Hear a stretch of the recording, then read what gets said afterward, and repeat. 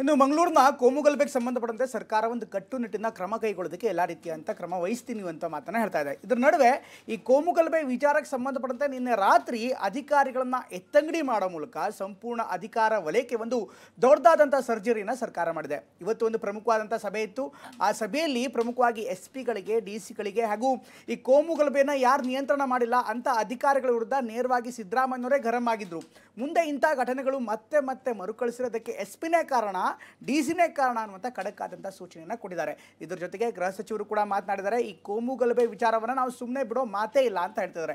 ಆದರೆ ರಿಯಾಲಿಟಿಯಲ್ಲಿ ನೆಲದಲ್ಲಿ ಗ್ರೌಂಡಲ್ಲಿ ಆಕ್ಷನ್ ಆಗ್ತಾ ಇದೆಯಾ? ಈ ಸ್ಟೋರಿ ನೋಡೋಣ ಬನ್ನಿ.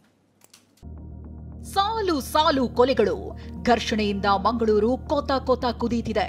ನಿನ್ನೆ ಸಭೆ ನಡೆಸಿ 500ಕ್ಕೂ ಹೆಚ್ಚು ಮುಸ್ಲಿಂ ಮುಖಂಡರು ರಾಜೀನಾಮೆ ಕೊಡುವ ನಿರ್ಧಾರ ಮಾಡಿದ್ದಾರೆ.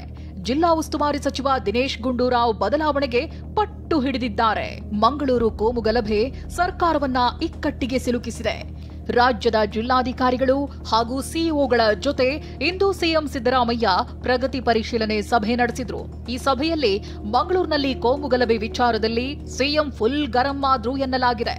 ಸಭೆ ಆರಂಭದಲ್ಲೇ ಈ ವಿಚಾರ ಪ್ರಸ್ತಾಪಿಸಿದ ಸಿಎಂ,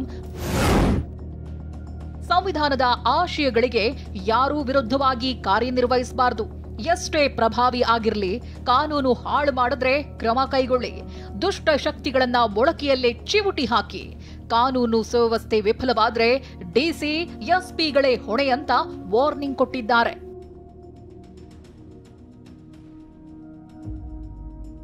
ದಕ್ಷಿಣ ಕನ್ನಡ ಜಿಲ್ಲೆಯಲ್ಲಿ ಸಾಲು ಸಾಲು ಹತ್ಯೆ ವಿಚಾರ ಕುರಿತು ಪ್ರತಿಕ್ರಿಯಿಸಿದ DCM DKಶಿ, ಅಲ್ಲಿ ಶಾಂತಿ ನೆಲೆಸಲು ಕ್ರಮ ಕೈಗೊಳ್ಳೋದಾಗಿ ಹೇಳಿದ್ದಾರೆ.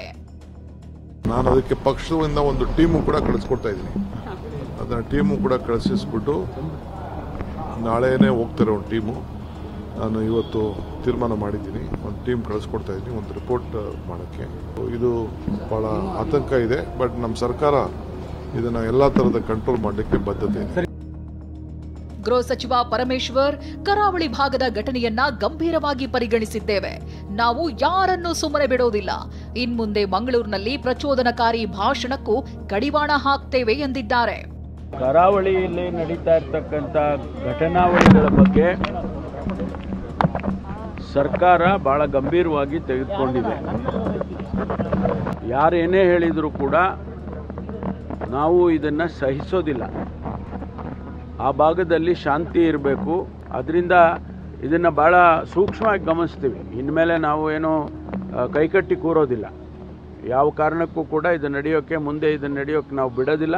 ಯಾರು ಶಾಂತಿಯನ್ನು ಕದಡೋದಕ್ಕೆ ಪ್ರಯತ್ನ ಮಾಡ್ತಿದ್ದಾರೆ ಅವರನ್ನು ನಾವು ಬಿಡೋದಿಲ್ಲ. ಯಾವುದೇ ಕಾರಣಕ್ಕೂ ಕೂಡ ಬಿಡೋದಿಲ್ಲ. ಖಂಡಿತವಾಗಿ ಯಾರೇ ದ್ವೇಷದ ಭಾಷಣಗಳು ಅಥವಾ ಅನವಶ್ಯಕವಾದ ಪೋಸ್ಟಿಂಗ್ಗಳು ಈಗ ಈ ಸೋಷಿಯಲ್ ಮೀಡಿಯಾದಲ್ಲಿ ಅದನ್ನೆಲ್ಲ ನಿಯಂತ್ರಣ ಮಾಡಿ, ಕೆಲವು ಅಧಿಕಾರಿಗಳನ್ನು ಅನಿವಾರ್ಯವಾಗಿ ನಾವು ಅಲ್ಲಿಂದ ಬದಲಾಯಿಸಬೇಕಾದಂಥ ಪರಿಸ್ಥಿತಿ ಬಂತು. ಅದಕ್ಕಾಗಿ ಅಲ್ಲಿನ ಕಮಿಷನರ್ನ ಮತ್ತು ಅಲ್ಲಿ SP ಮತ್ತು ಉಡುಪಿ SP ಕೂಡ ಈಗ ನಾವು ಬದಲಾಯಿಸಿದ್ದೇವೆ. ದಕ್ಷಿಣ ಕನ್ನಡ ಉಸ್ತುವಾರಿ ಬದಲಾವಣೆ ಮಾತುಗಳು ಕೇಳಿ ಬಂದಿತ್ತು. ಆದರೆ ಇದು ಕಪೋಲಕಲ್ಪಿತ ಎಂದಿರುವ ದಿನೇಶ್ ಗುಂಡೂರಾವ್, ಜಿಲ್ಲೆಯಲ್ಲಿ ಕೆಲಸ ಮಾಡೋದಕ್ಕೆ ಯಾವುದೇ ಅಡಚಣೆ ಇಲ್ಲ ಎಂದಿದ್ದಾರೆ. ಅವೆಲ್ಲ ಸುಮ್ಮನೆ ಯಾರ್ಯಾರೋ ಕಪೋಕಲ್ಪಿತ ಮಾತುಗಳು, ಆ ಥರ ಏನೂ ಇಲ್ಲ. ನಮಗೆ ಕೆಲಸ ಮಾಡೋದಕ್ಕೆ ಯಾವುದೇ ರೀತಿಯ ಅಡಚಣೆ ಇಲ್ಲ. ಆದರೆ ಒಂದು ವ್ಯವಸ್ಥೆಯಲ್ಲಿ ಎಲ್ಲರನ್ನೂ ಕೂಡ ಸೇರಿಸ್ಕೊಂಡು ನಾವು ಒಟ್ಟಾಗಿ ತೊಗೊಂಡು ಹೋಗ್ಬೇಕು ಹೊರತು ನಾನು ಜಿಲ್ಲಾ ಉಸ್ತುವಾರಿ ಸಚಿವ ನಾನು ಹೇಳಿದ್ದೇ ಆಗಬೇಕು ಅಂತ ಆ ಥರದ್ದೇನು ಇರೋದಿಲ್ಲ. ಇನ್ನೊಂದೆಡೆ ಮಾಜಿ ಸಚಿವ KS ಈಶ್ವರಪ್ಪ, ರಾಜ್ಯದ ಜನರು ನಿಮಗೆ ಅಧಿಕಾರ ಕೊಟ್ಟಿದ್ದಾರೆ, ಆದರೆ ನೀವು ಮುಸಲ್ಮಾನ್ ಗೂಂಡಾಗಳ ರಕ್ಷಣೆ ಮಾಡ್ತಿದ್ದೀರಾ. ಮಂಗಳೂರು SP ಕಮಿಷನರ್ ಎತ್ತಂಗಡಿ ಯಾವ ಪುರುಷಾರ್ಥಕ್ಕೆ ಅಂತ ಪ್ರಶ್ನಿಸಿದ್ದಾರೆ. ಇದು ಆಡಳಿತಕ್ಕೆ ಯೋಗ್ಯವೇ ಇಲ್ಲದಂತ ಸರ್ಕಾರ. ಇದು ಕೇವಲ ಮುಸಲ್ಮಾನರ ಗೂಂಡಾಗಿರಿಯ ಹಿತರಕ್ಷಣೆ ಕಾಪಾಡ್ತಾರಂತ ಸರ್ಕಾರ. ಒಟ್ಟಾರೆ ಮಂಗಳೂರು ಘಟನೆ ರಾಜ್ಯ ಕಾಂಗ್ರೆಸ್ ಸರ್ಕಾರಕ್ಕೆ ನುಂಗಲಾರದ ತುತ್ತಾಗಿ ಪರಿಣಮಿಸಿದೆ.